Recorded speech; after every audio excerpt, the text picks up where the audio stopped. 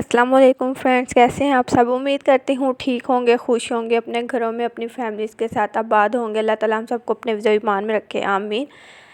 मिसबास kitchen में मैं लेकर आई हूँ हेल्दी ब्रेकफास्ट की रेसिपी। तो चलिए स्टार्ट करते हैं रेसिपी। उससे पहले अगर आपने मेरे चैनल को सब्सक्राइब नहीं किया तो सब्सक्राइब कर दें और बेल आइकन को ज़रूर प्रेस करें। स्टार्ट करते हैं अपनी आज की रेसिपी को बनाना।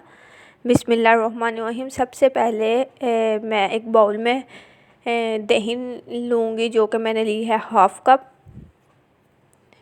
वीडियो अच्छी लगे तो लाइक कर दीजिएगा, शेयर कीजिएगा ज़्यादा से ज़्यादा अपने फ्रेंड्स और फैमिली मेम्बर्स के साथ वीडियो को। बहुत जल्द ये ब्रेकफास्ट जो है वो तैयार हो जाता है। 2 से 3 मिनट लगते हैं। आपको स्कूल, कॉलेज, ऑफिस जाना हो तो जल्दी से ये बनाएं अगर टाइम की कमी हो। इसके अलावा वेट लूज़ में भी ये हेल्प करता है। अब दही में मैं शामिल कर दूंगी शुगर, जो कि मैंने ली है 2 टीस्पून। आप अपने टेस्ट के अकॉर्डिंग कम ज़्यादा कर सकते हैं।